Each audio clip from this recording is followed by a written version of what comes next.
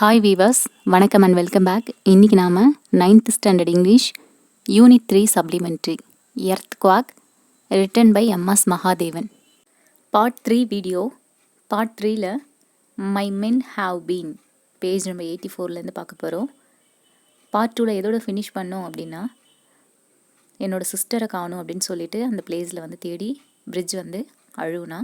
வாங்க remaining parts பார்க்கலாம். My men have been on their feet for days, he said softly, as if talking to himself. They have done all they could here. Tomorrow, at daybreak, we go to another village just like this, then another. He looked away at the sun setting behind the peaks. Down in the valley, the pirates burned row upon row. The officer muttered something, shook his head and turned away.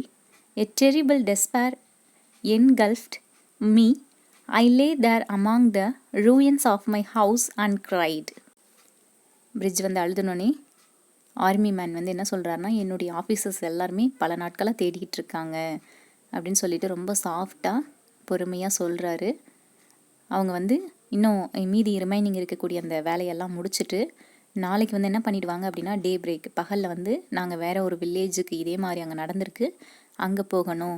அதே மாதிரி அந்த வில்லேஜில் இந்த மாதிரி ஒர்க்கெல்லாம் முடிச்சுட்டு அடுத்த ஒரு வில்லேஜுக்கு போகணும் அப்படின்னு சொல்லிட்டு அவர் என்ன பண்ணுறாரு அப்படின்னா, அந்த மலை சைடில் வந்து சூரியன் வந்து செட் ஆகுது, சூரியன் மறையக்கூடிய அந்த காட்சியை பார்த்துக்கிட்டே சொல்கிறாரு. அந்த வேலி சைடில் பார்த்தோம் அப்படின்னா பைரஸ் பர்ன்டு, இறந்து போன அந்த டெட் பாடிஸ் எல்லாம் லைன் பை லைனாக வச்சு எரிச்சிக்கிட்டு இருக்காங்க. இதை வந்து அந்த ஆஃபீஸர் வந்து அப்படியே பொறுமையாக சொல்கிறாரு, எங்களுக்கு நிறைய வேலை இருக்குது அப்படின்னு சொல்லிட்டு, ஒரு பயங்கரமான பேராபத்து வந்து ஏற்பட்டிருக்குது அப்படின்னு சொல்லிட்டு அவர் வந்து சொல்கிறாரு. நான் வந்து என்ன பண்ணேன் அப்படின்னா, ஒரு பெரிய பேராபத்து வந்து என்னுடைய வீட்டை அப்படி அழிச்சிருச்சு, என் குடும்பத்தை அழிச்சிருச்சு அப்படின்னு சொல்லிட்டு அழுத. 10 minutes later, the officer was back. With him were 3 soldiers armed with spades and crowbars. Without a word, the men began removing the debris. They labored doggedly. When it was completely dark, someone brought a few lit Petromax lamps. 2 hours later, a soldier called out, "Sir." ஒரு 10 நிமிஷத்துக்கு அப்புறம் மறுபடியும் அந்த ஆஃபீஸரெல்லாம் திரும்ப அந்த இடத்துக்கு வந்தாங்க. மொத்தம் 3 சோல்ஜர்ஸ் வந்து வந்தாங்க. அவங்க கையில் வந்து ஸ்பேட்ஸும் க்ரோபார்ஸும் இருந்துச்சு. ஸ்பேட்ஸ்னால் மண்வெட்டி, க்ரோபார்ஸ் அப்படின்னா கடப்பாறை, அதெல்லாம் இருந்துச்சு. அவங்க எந்த ஒரு வார்த்தைகளுமே பேசாமல் அவங்க வந்து என்ன பண்ணுறாங்க இருந்தால், அங்கே இருந்தக்கூடிய அந்த டெப்ரிஸ், அந்த இடிஞ்சு போன கட்டிடங்கள், குப்பைகள், கூழான்கள் அதெல்லாம் வந்து ரிமூவ் பண்ணாங்க. அவங்க என்ன பண்ணாங்க அப்படின்னா, பயங்கரமாக வேலை செஞ்சுட்டு இருந்தாங்க. ரொம்ப இருட்டிடுச்சு அந்த டைமில் பார்த்தோம் அப்படின்னா, முழுவதுமாக இருட்ட ஆரம்பிச்சிருச்சு. ஒருத்தர் என்ன பண்ணார் அப்படின்னா, பெட்ரோமேக்ஸ் லைட்டை வந்து எடுத்துகிட்டு வந்து அதை வந்து எரிய வச்சார். ஒரு 2 மணி நேரம் அவங்க வந்து வேலை செஞ்சாங்க. 2 ஹவர்ஸ்க்கு அப்புறம் ஒரு சோல்ஜர் வந்து கூப்பிட்டாரு, சார் அப்படின்னு சொல்லிட்டு அந்த ஆஃபீஸரை கூப்பிட்டாரு. He stood in the middle of a small hollow. The wall had caved in at that spot. I recognized a part of a door. Beneath it, a small fort. அவர் வந்து என்னுடைய வீட்டுக்கிட்ட தான் அவங்க நின்றுட்டு இருந்தாங்க. அது வந்து ஒரு ஸ்மால் ஹாலோ மாதிரி இருந்துச்சு, ஒரு பொந்து மாதிரி, ஒரு ஓட்டை மாதிரி இருந்துச்சு, ஒரு குகை மாதிரியே இருந்துச்சு. அந்த வாலெல்லாம் கீழே இடிஞ்சு விழுந்து அந்த இடம் வந்து அந்த ஸ்பாட் பார்க்குறதுக்கு ஒரு குகை மாதிரி இருந்துச்சு. அந்த இடத்துல வந்து என்ன தான் இருந்துச்சு அப்படின்னா, ஒரு டோர் தான் இருந்துச்சு. அதுக்கு கீழே பார்த்தோம் அப்படின்னா, அந்த டோருக்கு கீழே பார்த்தோம் அப்படின்னா ஒரு சின்ன குழந்தையோட பாதங்கள் வந்து தெரியுது. Feverishly the soldiers began to clear the hollow. அந்த குகை மாதிரி இருந்த அந்த இடத்த வந்து அந்த சோல்ஜர் வந்து அப்படியே பயந்துக்கிட்டே என்ன பண்ணுறாரு அப்படின்னா கிளியர் பண்ணுறாரு. தென் தே லிஃப்ட் த டோர். அதுக்கப்புறம் அந்த டோரை வந்து எடுக்கிறாங்க. She is alive, someone set. அவள் உயிரோடு தான் இருக்கா அந்த குழந்தை அப்படின்னு சொல்லிட்டு ஒரு ஆஃபீஸர் வந்து சொல்கிறாங்க. It was a miracle. She had been buried under the debris for 116 hours. She had survived the earthquake, the cold nights and the wild animals. A ragged cheer went up and the soldiers wrapped her in a warm blanket and carried her to the tent where a makeshift hospital had been set up. Puli lived. The next day I went to thank the army officer, but he was gone. I did not even know his name. அது ஒரு பெரிய miracle, அதிசயமாக இருந்துச்சு.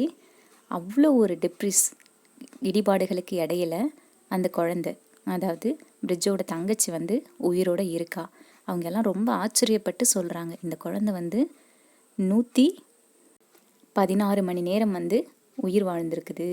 இந்த நிலநடுக்கத்துக்கு இடையில, இந்த குளிரான இரவுகளுக்கு இடையில, பயங்கர வைல்டு அனிமல்ஸ்க்கு இடையில இந்த குழந்தை வந்து தாக்கு பிடிச்சி உயிரோடு இருந்திருக்கு அப்படின்னு சொல்லிட்டு அவங்க அவ்வளோ சோகமாக இருந்தாங்க.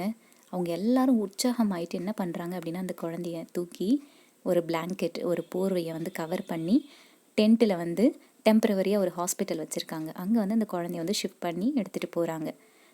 அதுதான் வந்து பூலி வந்து உயிரோடு தான் இருக்கா. அடுத்த நாள் வந்து நான் வந்து என் தங்கச்சியை காப்பாற்றினதால அந்த ஆர்மி ஆஃபீஸருக்கு வந்து தேங்க் பண்ணணும்னு சொல்லிட்டு அவரை போய் தேடினேன். ஆனால் அவர் வந்து போயிட்டாரு. எனக்கு அவரோட பேர் கூட தெரியாது. My sister and I went on to live with my uncle. Soon after, I got a job at a dhaba near Panipat. Puli stayed back.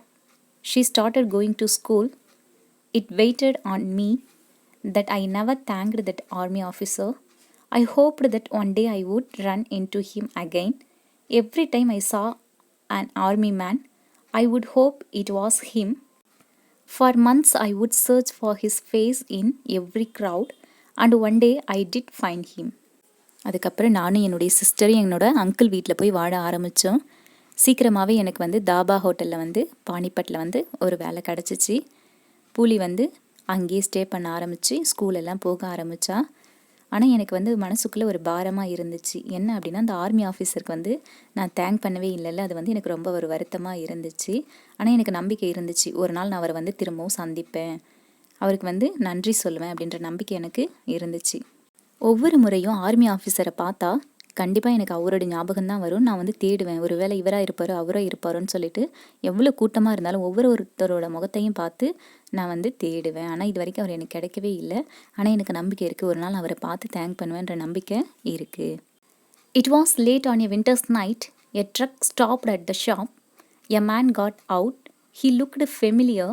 When he stepped into the light, I saw that it was not him, just someone who bore a strong resemblance. The man was tired. He asked for a cup of tea.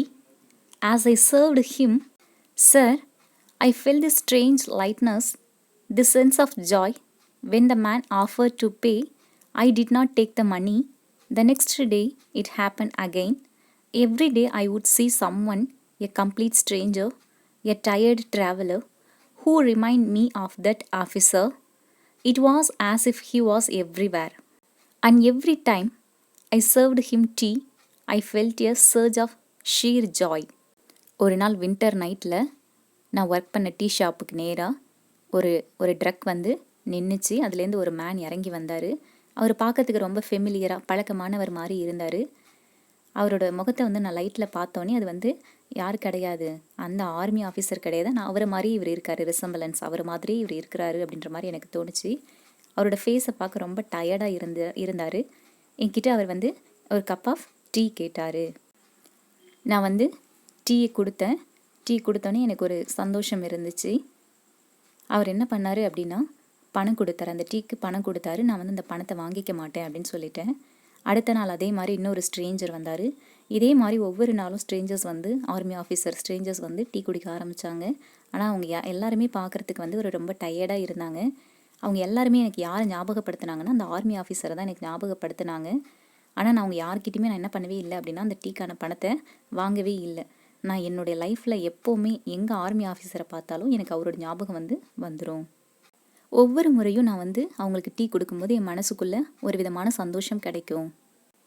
A month later, I quit my job at the shop and returned to those mountains. ஒரு மாதத்துக்கு அப்புறம் அந்த வேலையை விட்டுட்டு நான் வந்து இந்த வேலைக்கு வந்து நான் வந்துட்டேன். The shop owner was quite relieved. He had no use for a waiter who kept forgetting to present the bill to the customer. Now I am on my own and I am at peace. அந்த shop ஓனரும் ரொம்ப சந்தோஷம் அடைஞ்சிருப்பார். ஏன் அப்படின்னா, என்ன மாதிரி ஒரு வெயிட்டரை வச்சுருந்தா நான் வந்து டெய்லியும் வந்து என்ன பண்ணேன் அப்படின்னா, பணம் வாங்காமல் ஒரு ஆர்மி ஆஃபீஸருக்கு வந்து டீ கொடுத்தேன். அது அவங்களுக்கு வந்து நஷ்டமாக தான் இருக்கும். அதனால் நான் வந்து அந்த கடையை விட்டு வந்தது கண்டிப்பாக அந்த ஷாப் ஓனருக்கு வந்து ஒரு சந்தோஷமாக தான் இருக்கும். நாங்கள் வந்ததுக்கப்புறம் என்ன பண்ணேன் அப்படின்னா, நான் சேர்த்து வச்சுருந்த அந்த பணத்தை வச்சு எனக்குன்னு சொந்தமாக ஒரு டீ கடையை ஆரம்பித்தேன். இப்போ நானும் சந்தோஷமாக இருக்கேன். அந்த டீ ஷாப் ஓனரும் ஹாப்பியாக தான் இருப்பார்.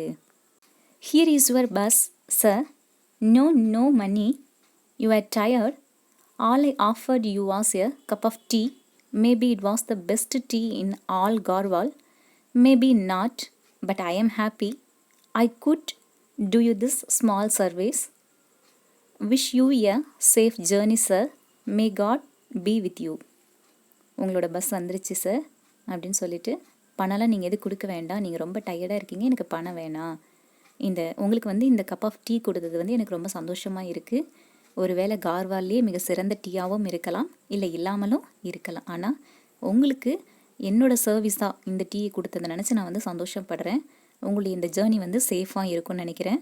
கடவுள் வந்து உங்கள் கூட இருப்பார் அப்படின்னு சொல்லி முடிக்கிறாங்க. அதாவது ஒரு இமேஜினேஷனில் தான் அவர் வந்து பேசுகிறாரு. இதுலேருந்து நம்ம என்ன தெரிஞ்சுக்கலாம் அப்படின்னா, நிறைய ஆர்மி ஆஃபீஸர்ஸ் வந்து அவங்களோட ஃபேமிலியை விட்டுட்டு நம்ம நாட்டுக்காக நிறைய கஷ்டங்கள் வந்து படுறாங்க. தேங்க்யூ ஃபார் வாட்சிங் திஸ் வீடியோ.